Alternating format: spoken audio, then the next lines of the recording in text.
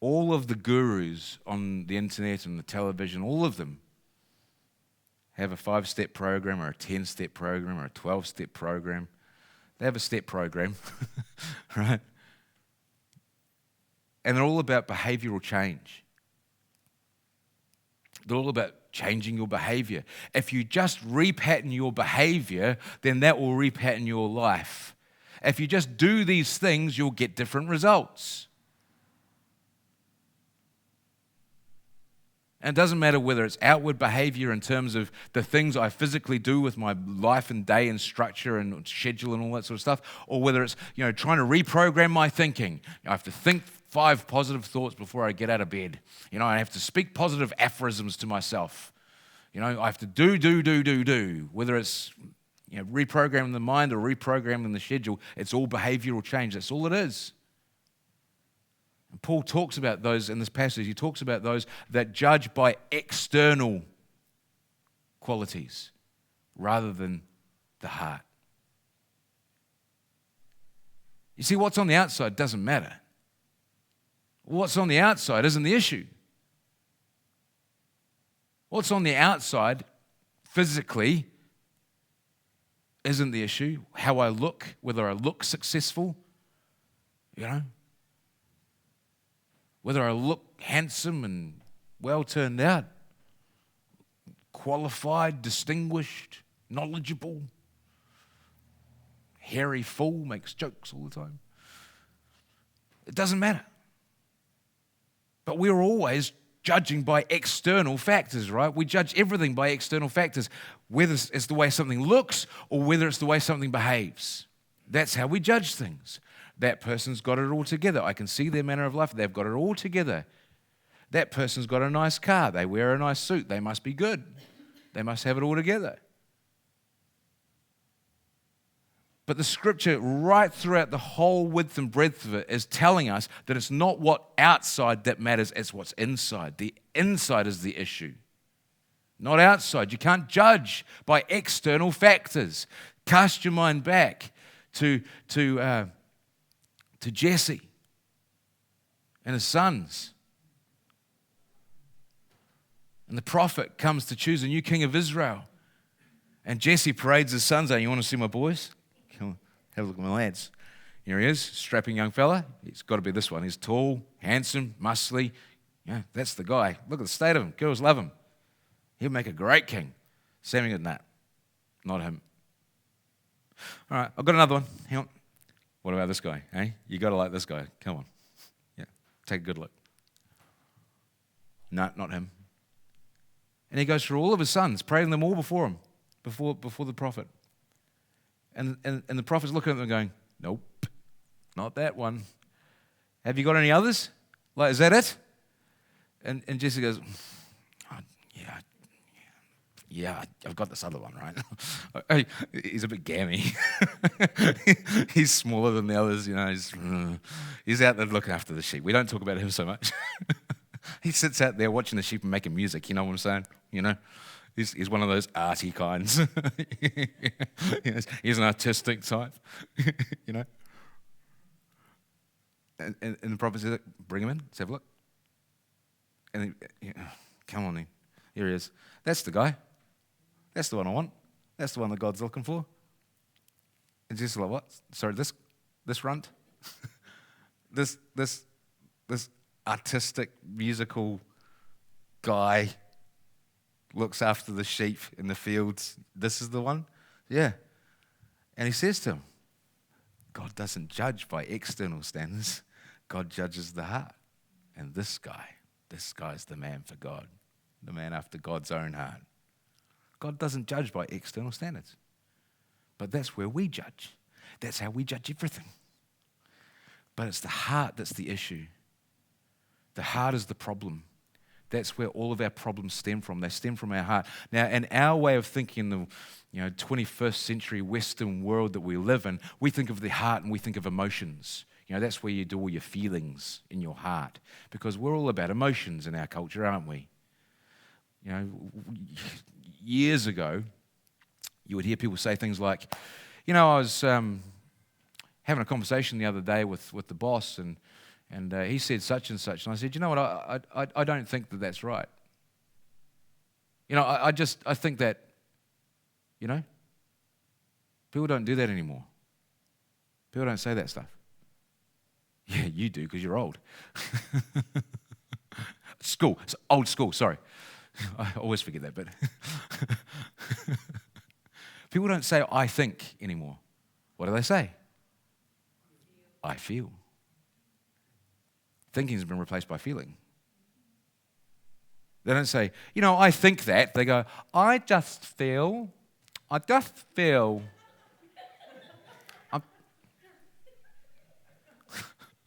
I'm ridiculous, I know. But somewhere in this is a point, okay? Stick with me. I just feel like it's...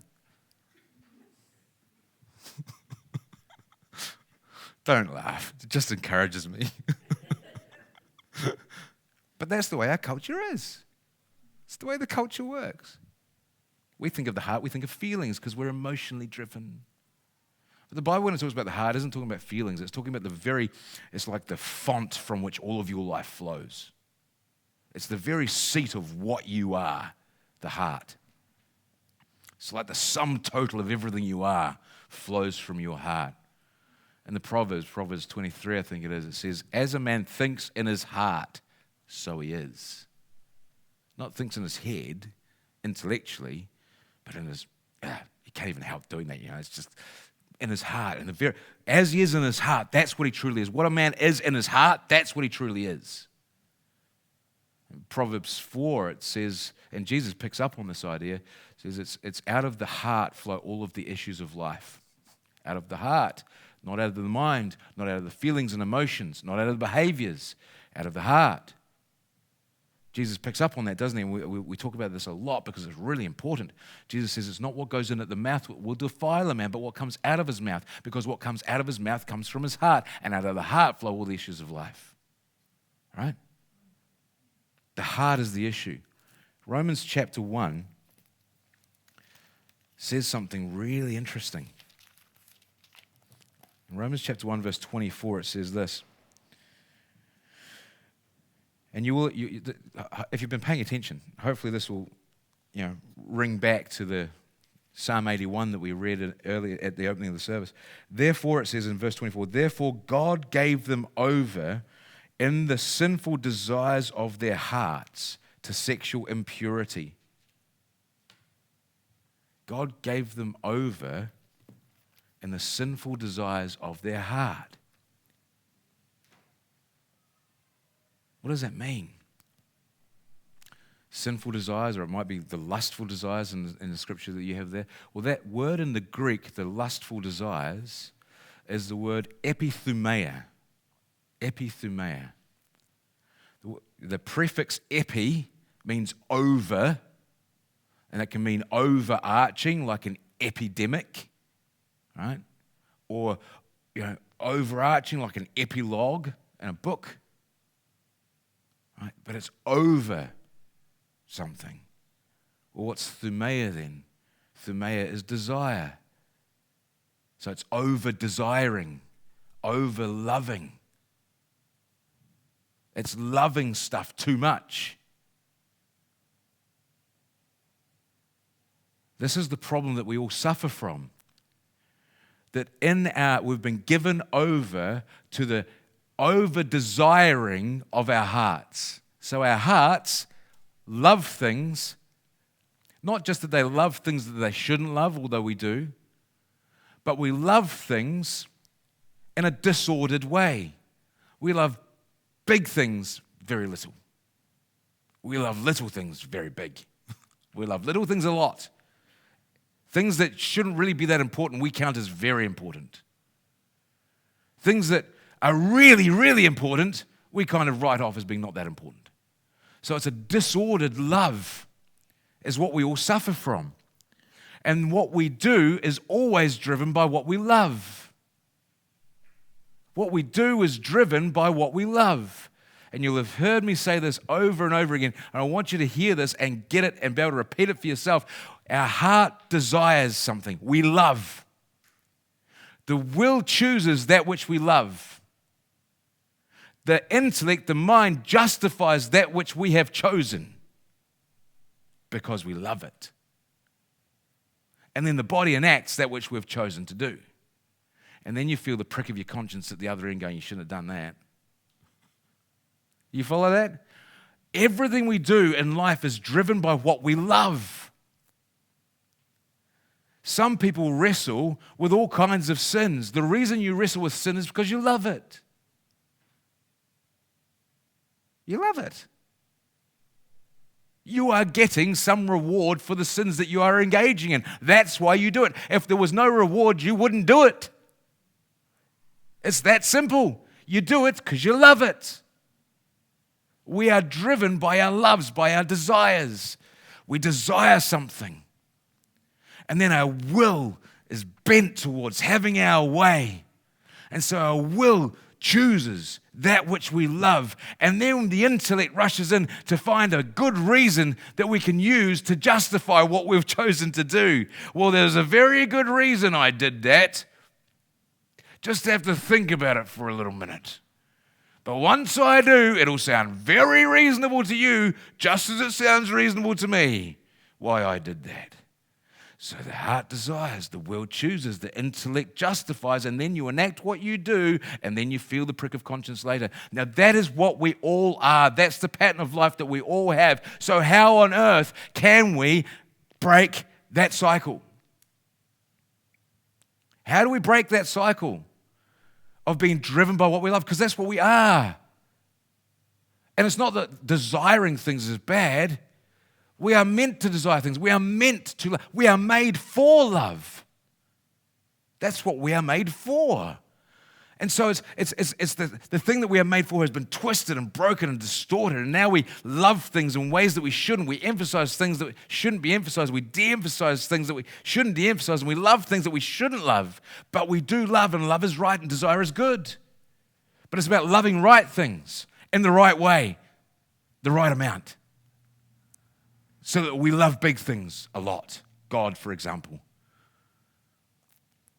We love little things a little like chocolate.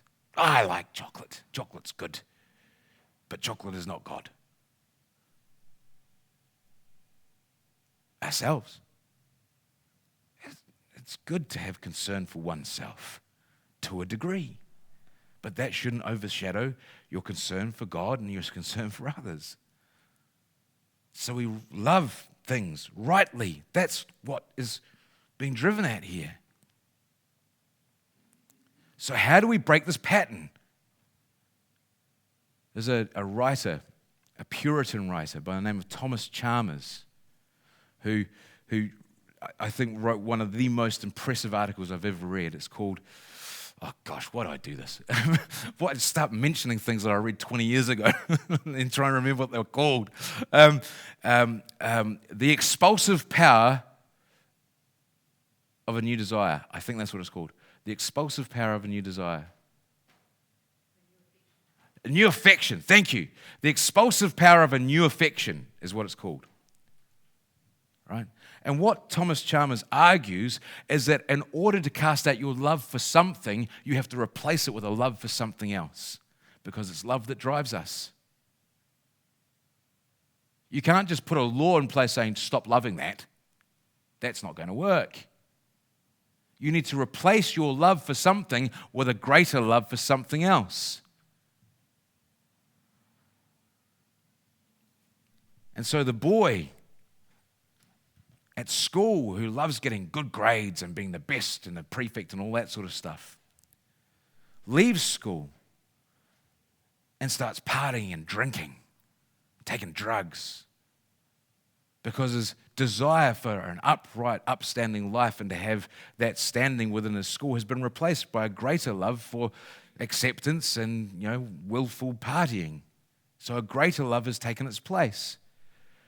The late teen, early 20-year-old who then goes into the workforce replaces his love for drinking and drugs and partying with a love for making money. Well, I can't go out and drink and party all the time. I've got to earn some money and make it big on Wall Street. So I have a greater love. So his love for drinking and partying has been replaced by a love for earning money. The guy in his 40s and 50s who once had a great desire for making money has now made his money and made his stamp on the business world, now looks to make his place in the world of politics and power. His love for earning money and status has been replaced with a love for power. You see how that works? It's how we all operate. That's why people who do fitness programs can never make them stick. They can never make them stick because all they've done is stick a law in place to change behavior, but what they really love hasn't changed. What they really love hasn't changed. You will not make that change until you change what you love.